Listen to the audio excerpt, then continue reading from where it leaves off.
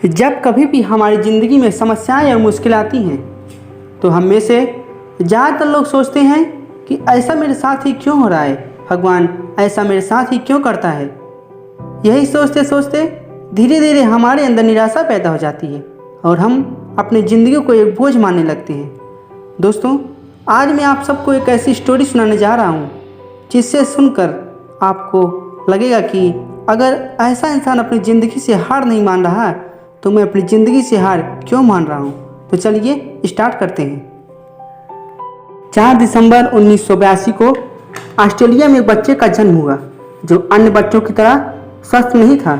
बचपन से ही उसके दोनों हाथ और पैर नहीं थे। उस बच्चे का नाम था निक वुचिकिक। डॉक्टर हैरान थे कि निक के हाथ पैर क्यों नहीं हैं। निक के माता पिता को यह चिंता सताने लगी कि निक का जीवन कैसा होगा, बिना हाथ पैर वाले बच्चे का भविष्य कैसा होगा। बचपन के शुरुआती दिन बड़े मुश्किलों भरे थे।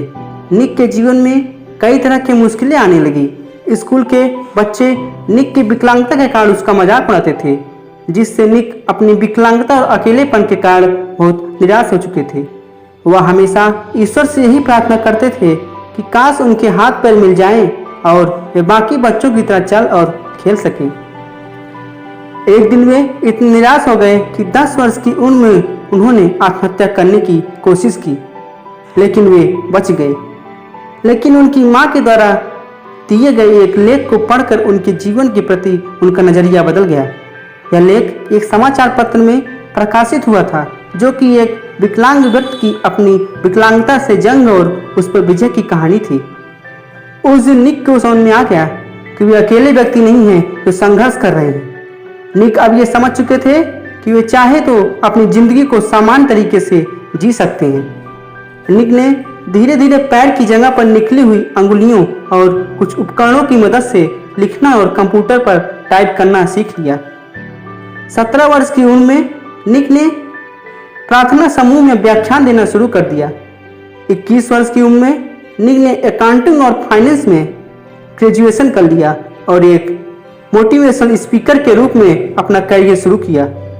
उन्होंने एटीट्यूड इज एटीट्यूड नाम से अपनी कंपनी बनाई और धीरे धीरे दुनिया में एक ऐसे मोटिवेशनल स्पीकर के रूप में पहचाने जाने लगे जिनका खुद का जीवन अपने आप में एक चमत्कार था।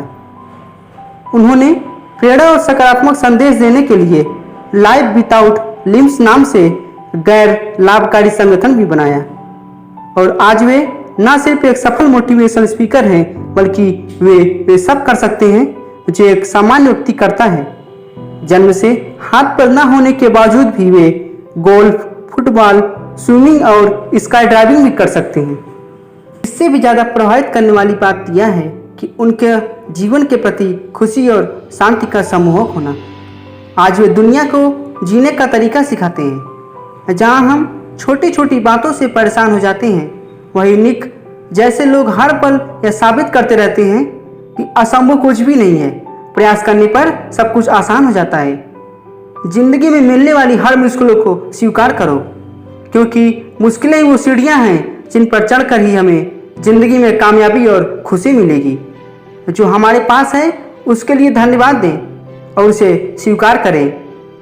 दोस्तों, अगर आप चाहते हैं कि ऐसी मोटिवेशनल स्टोरी आपके लिए लाता रहूं तो आप मेरे चैनल को सब्सक्राइब करिए। जय हिंद दोस्तों।